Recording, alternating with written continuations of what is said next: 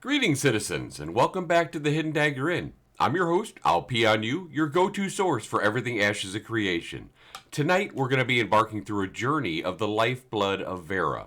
Yes, we're going to be talking about caravans and everything you need to know about them. Whether you're a seasoned merchant or a daring raider, understanding how caravans work is going to be crucial in this world. So grab your gear and let's dive on in.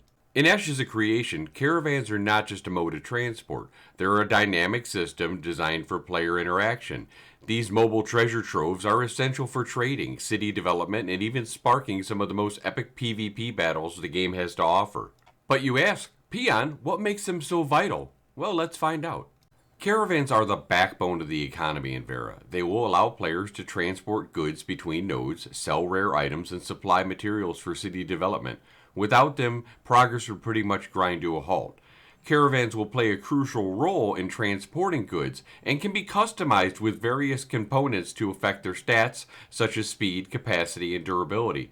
These components can provide passive and active skills to a caravan, like converting it to a raft for water traversal or granting a speed boost. In Ashes of Creation, loading up your caravan is going to involve several steps and considerations.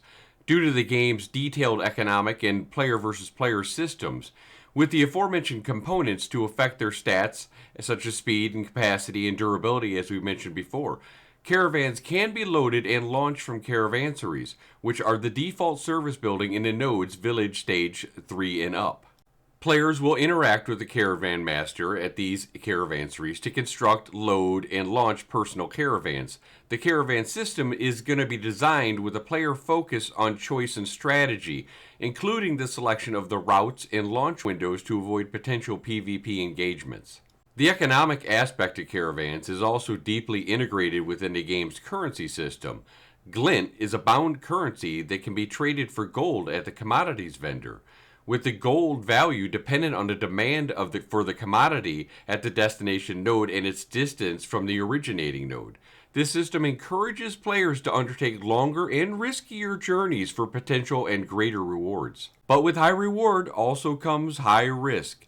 The roads of Vera are fraught with danger, from bandits lying in the wait to monstrous creatures lurking in the shadows. Every journey is going to be a gamble, and let's not forget the most unpredictable element: other players. Preparing your caravan for attack involves meticulous planning, from choosing the right route to assembling a capable team. Every decision can mean the difference between wealth and ruin. Scouting ahead and potentially rerouting your caravan is going to be crucial strategy due to the dynamic risk-laden nature of caravan transportation. When you might say, run into a tumok or have a tree in the middle of the road where you can't get through. This process is going to involve taking several key factors into account, including natural occurrences, nearby threats, and strategic layout of the roads and nodes in the game world.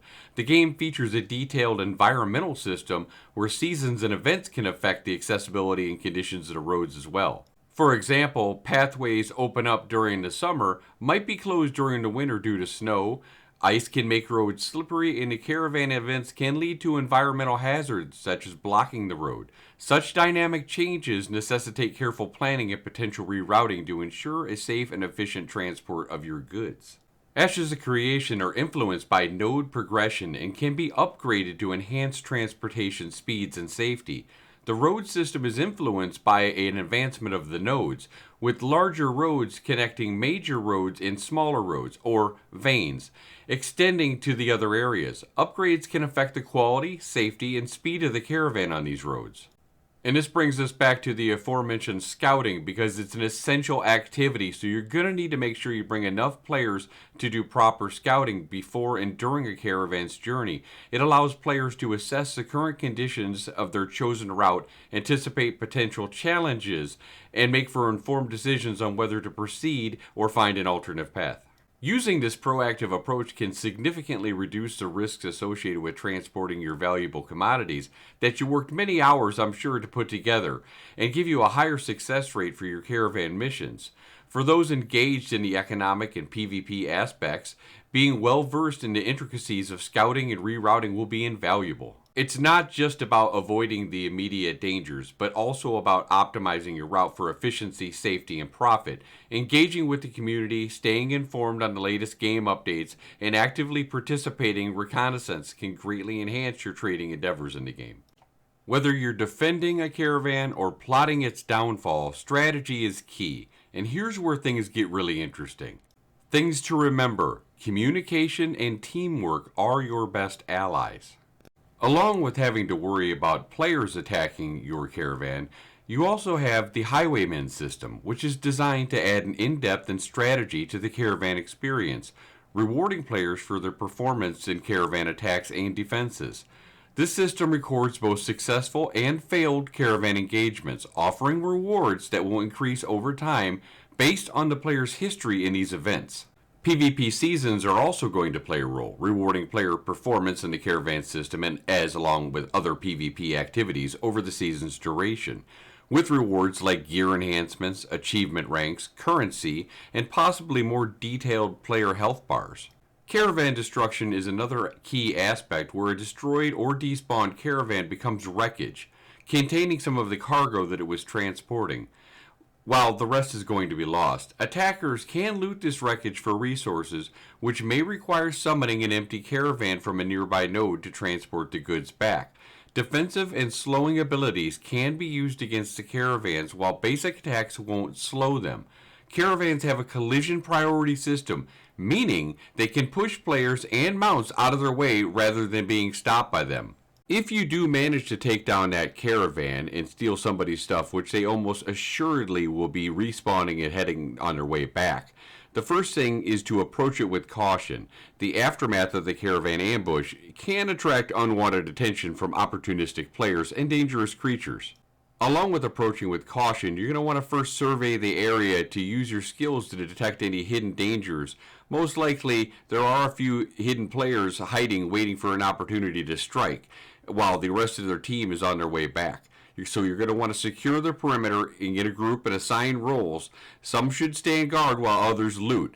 In Ashes of Creation, teamwork's going to often mean the difference between success and failure. So after you have the perimeter secured, you're going to want to make sure that you loot wisely.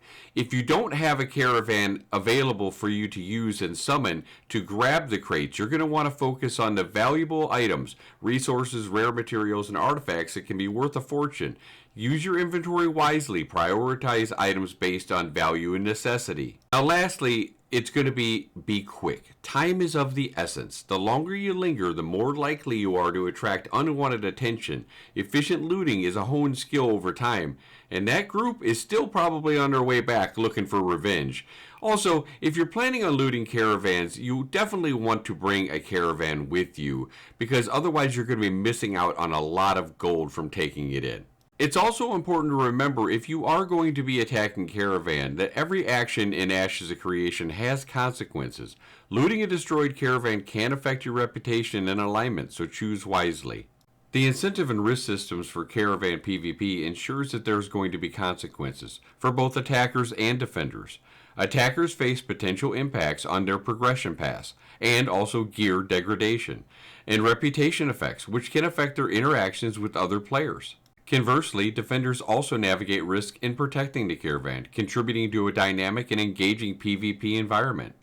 So in summary, the caravan system in Ashes of Creation offers a thrilling blend of risk and reward, shaping the world in profound ways. Whether you're in it for the trade or the thrill of the hunt, mastering the system is essential. That's all for today, and I hope you enjoyed the journey, folks. If you're still here, first I'd like to say thank you. And if you liked the video, please consider hitting that like and subscribe button, as it really helps me since I'm a new channel. Thank you very much, Farah, and have a great day. Work complete.